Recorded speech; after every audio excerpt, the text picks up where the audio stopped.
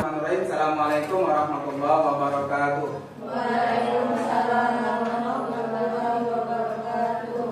Bapak Ibu, pada kesempatan yang berbahagia ini, marilah kita bersama-sama mengucapkan puji dan syukur kepada Allah Subhanahu wa Ta'ala karena kita hari ini berkumpul kita membahas tentang memandu perencanaan pembelajaran.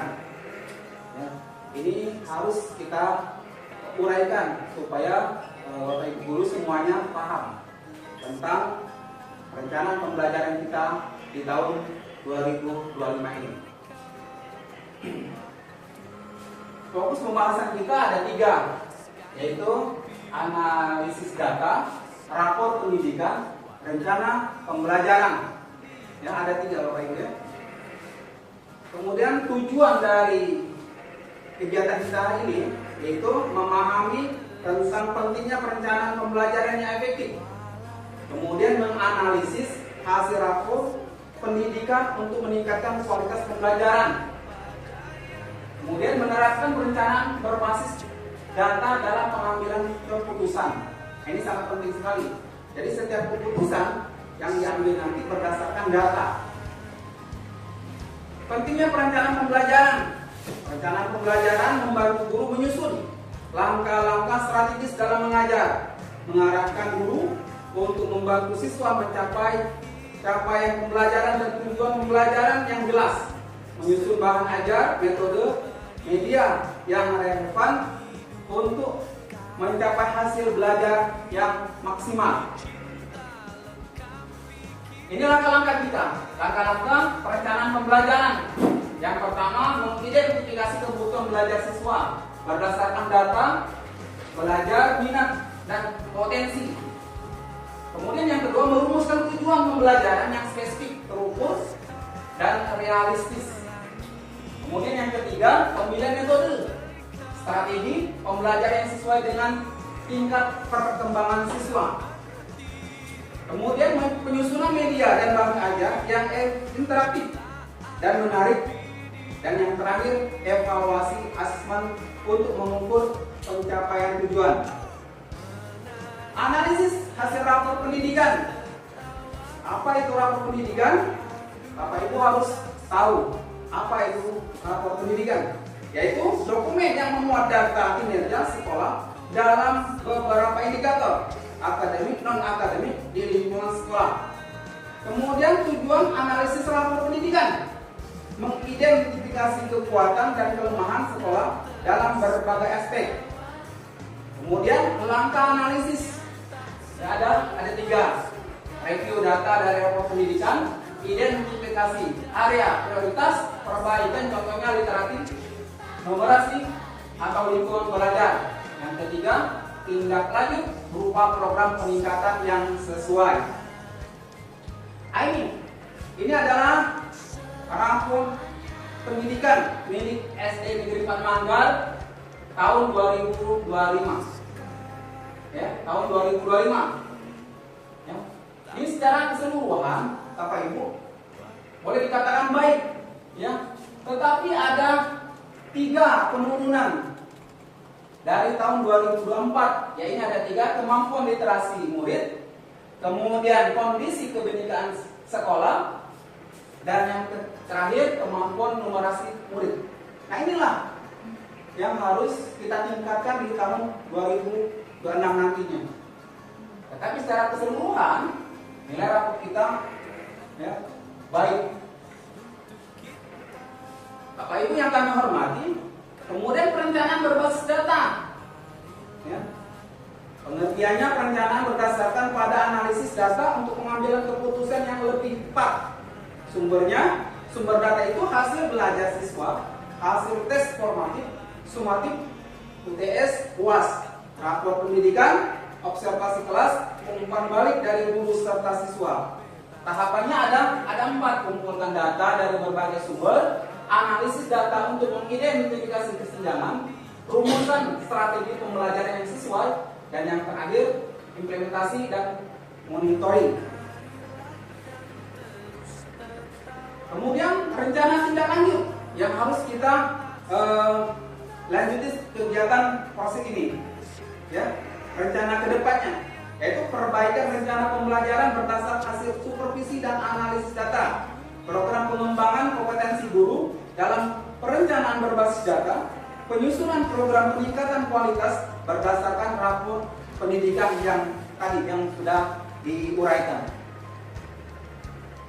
Nah, ini kesimpulannya, perencanaan pembelajaran supervisi akademik, analisis berbasis data adalah kunci untuk meningkatkan kualitas pendidikan di sekolah dasar atau di sekolah kita. Kolaborasi antara kepala sekolah dan guru sangat diperlukan untuk mencapai hasil yang maksimal. Nah, selesai, itulah pembahasan dari saya mengenai perencanaan pembelajaran 25. Bapak Ibu, setelah mendengarkan penjelasan saya tadi tentang perencanaan pembelajaran, adakah yang perlu ditanyakan atau tanggapannya untuk meningkatkan proses pembelajaran kita di tahun yang akan datang? Silakan.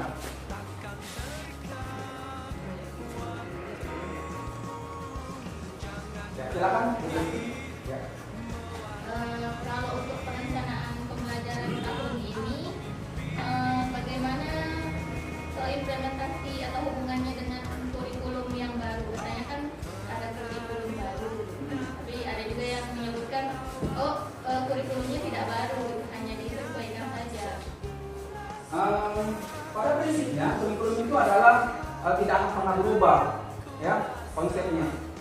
Tapi insya Allah ini masih ada aturan yang terbaru untuk kurikulum 2026 ini.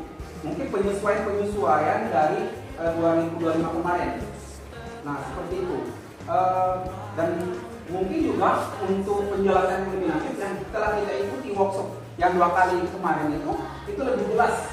Dan mungkin yang ketiga kali ini nanti baru kita lebih jelas lagi tentang kurikulum yang akan kita gunakan di tahun pelajaran 2025-2026. Tapi tetap proses pembelajarannya itu tetap sama, tidak boleh menunggu kurikulum sampai jadi. Nah itu. Apakah ada tanggapan atau penambahan dari rekan-rekan guru? Untuk rapor pendidikan kita, ini yang tadi yang harus kita tingkatkan sebenarnya. Nah ini kemampuan literasi murid, kebinekaan sekolah, numerasi murid. 3 ini sebenarnya yang harus kita prioritaskan. Bukan berarti karakter murid, keamanan sekolah, dan pembelajaran kita abaikan. Tetapi yang paling utama untuk meningkatkan rapor kita di tahun 2026 nantinya adalah ketiga, ya, kemampuan literasi murid, kebinekaan sekolah, kemudian numerasi murid. Nah, apakah ada tanggapan untuk memajukan atau meningkatkan 3 kemampuan literasi ini untuk lebih baik di tahun 2026 nanti, terutama mungkin di kelas 5 Bu Epon, Bu I, apakah ada tanggapan? Mungkin tambahan sedikit karena rapot sekolah ini berhubungan dengan BOS.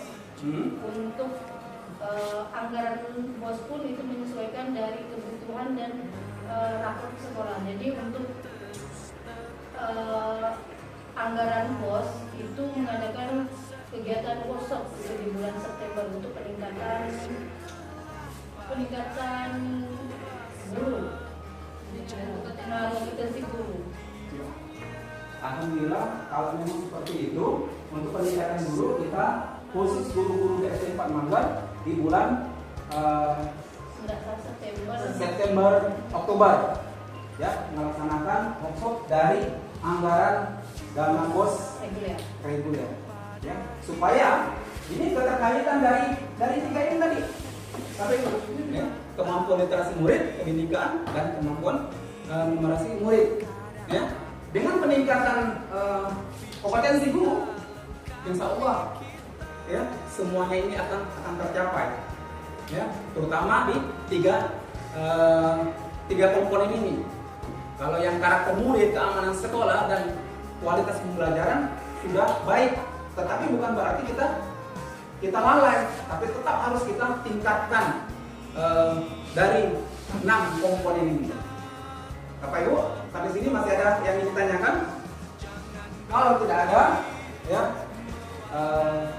pemaparan saya tentang perencanaan pembelajaran di tahun 2025 ini saya tutup dan saya ucapkan terima kasih pada rekan-rekan yang sudah mendengarkan pemaparan saya ini.